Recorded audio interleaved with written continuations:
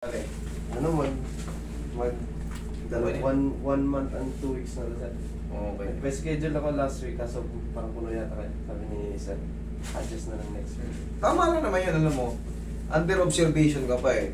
Pero ngayon, lumampas ka na ng isang buwan Wala pa. at nandyan pa rin yung pamamaga, hindi na yan ordinaryo, kailangan niyang baguhin yung posisyon niya. Ibig sabihin, malakas yung pagkatapilok mo, umusog yung mga buto mo dyan. Maaring sa tanghali, walang masakit, pero pagdating ng hapon, mamamaga, pagka kilos mo. Pero pag malamig. Sige, gawin. Madali lang naman yun. Para ka lang kumain dyan ng putubong mo. Laki, oh. Laki sir. Oh. Dahil, para ka lang kumain ng putubong mo dyan. Pag mga ganito. Basta regular na tapilok lang. Sa linggo lang yan. Malaya ka na dyan. Sagad hanggang 9 days. Pero yung 9 days na yun, unti-unti mo nang ano yun, ha? Sir, di ko muna ilalaro yun. Unti-unti na yung makaka-recover na ano. Okay, relax na.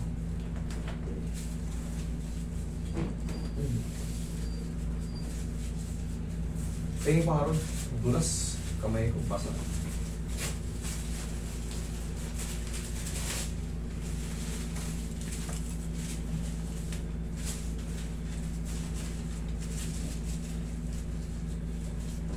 Yung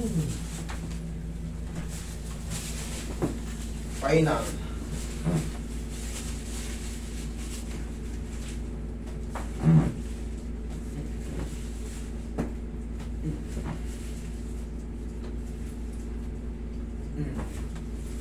Kaya mo lang munang sumingaw, kumirot.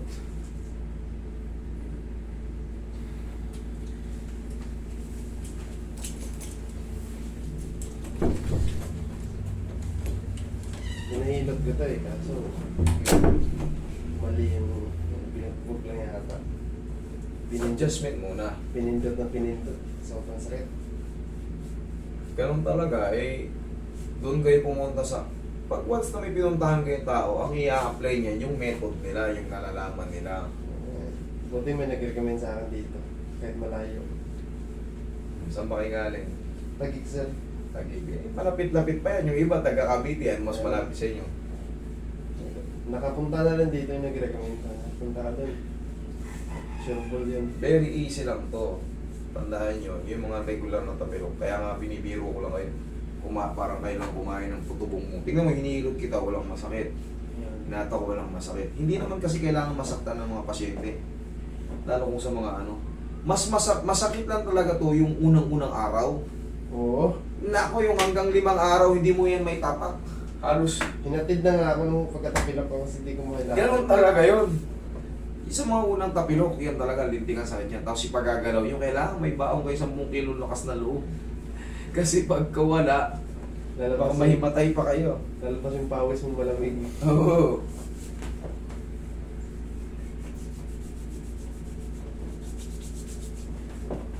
Meron yan pang matitira, konti na lang dahil kita mo naman yung paa mo, nakaloko pa.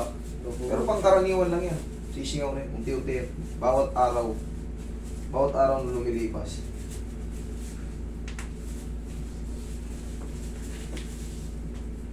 Oh, sige. Lakad mo.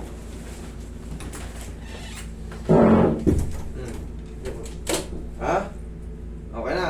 Better. Better. Sir, pwede kang patingin dito. Minsan nung... Higa kang patagilid. Sige. Pag dali, wait lang. May uobserbahan na ako. Umupo ka rito. Sa matigas. Umupo ka dyan. Sige nga, isahid mo yung tumbong. Yung gano'n, yung buto mo dyan.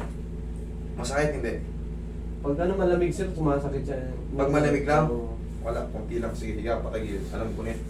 Pero kung, kaya ko siya tinesting ng gano'n, kasi may iba lumalapit dito, naapektuhan yung sacral iliac. Parang sumasayad yung, parang tumutukod yung buto nila pag ganyan. Nung dati kasi sir na diagnose Higa, patagil. lumbar scoliosis. Pero wala, ang tagal na yun. Parang... Na-diagnose ka dati, lumbar Kasi scoliosis. Ang lumbar scoliosis ay inborn. Inborn yan, para sa pagkakaalam mo lang. Sabi ng doktor, Mm.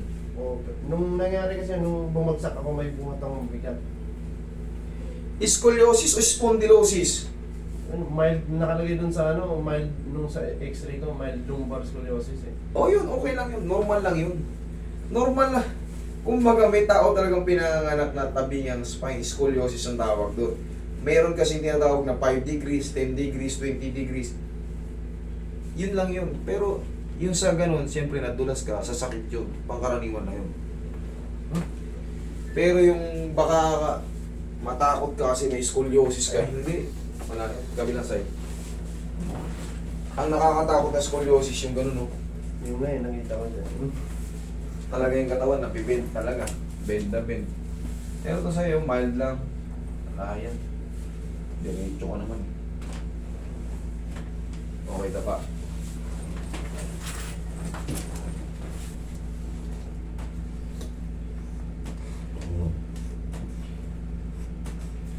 Okay. Yan ang mga ano, masarap pag may mga scoliosis. Naglalaga po kayo mga... Okay, kaya. Ito yung cellphone mo ba?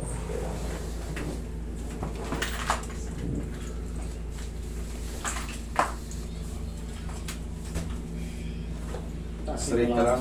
Sige. Tapos may balak mo. Yan. Tupi mo yung tuhod mo muna. Iyo, nadali mo batang bata. Iyo. Mukhang nasimplang ka sa motor ah. Oo, sir. Ah. Oh, last na. Inhale. Exhale.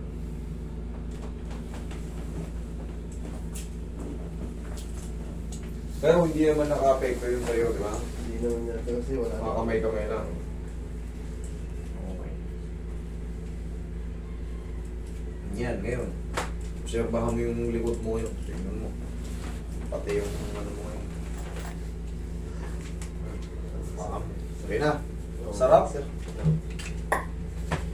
Panalo.